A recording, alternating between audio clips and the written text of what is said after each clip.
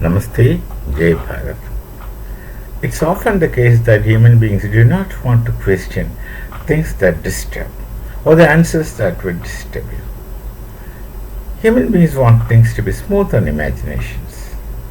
So they would not like to question things would disturb you or things for which you do not have an answer at all. For instance, you think about the idea or the concept of space. Concept of space is that space is beginningless, endless, and obviously limitless.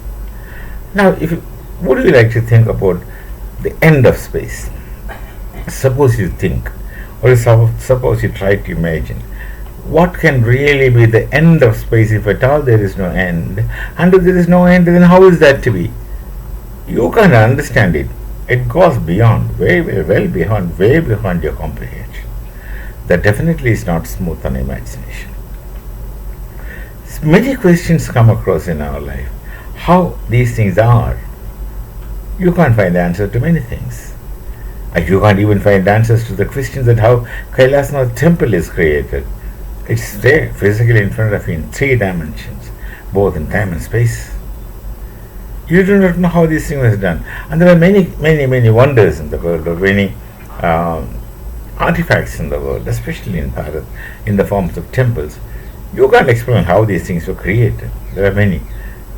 Since there are many, you don't know them all. Some you come across, some you overlook, and you don't probe into it because it's not smooth on imagination. So people desire to get things which are smooth on imaginations. That's similarly, you look things around, and but that's how the philosophy is supposed to begin. You start wondering how all these things came into existence. And then it also shuts down philosophy. That instead of probing into the beginning of all the things that you see around, you immediately presuppose some person or something or someone who's responsible for it. The question of creator, the concept of creator, this appears as much smooth on imaginations for common people who are not really intellectually equipped to comprehend things. Intellectually equipped and also knowledgeably equipped, because they don't have that background knowledge. They have to start everything from scratch, right from square one. So, this inability, this incapability, it destroys the smoothness on your imagination. You want to be smooth on imagination spontaneously, unknowingly, not really deliberately, not really calculatively, not really knowingly, but then that becomes a nature, because otherwise it brings in brilliant disturbances. So the idea of creator is one such thing, and the idea of creator is one such thing. Sometime I came across a comment. Someone has commented that the creator is only one. Why I answered him that, are you sure that there is a creator? We are not sure. So the creator concept is such a simple concept, I'm telling you. It's not a complex concept. It's a simple concept that simplifies things. And the simplified things makes things smooth on imagination. Yes, the moment you say there's a creator, the whole things are simplified. And you're comfortable. You're not disturbed. You're not worried. You just go and relax. Yes, somebody created. And then afterwards you start working on that idea of a notion of creator and providing attributes to the creator, giving names, whatever. It goes on. So these things are smooth on imagination. The idea of creator is one such thing which is smooth on imagination.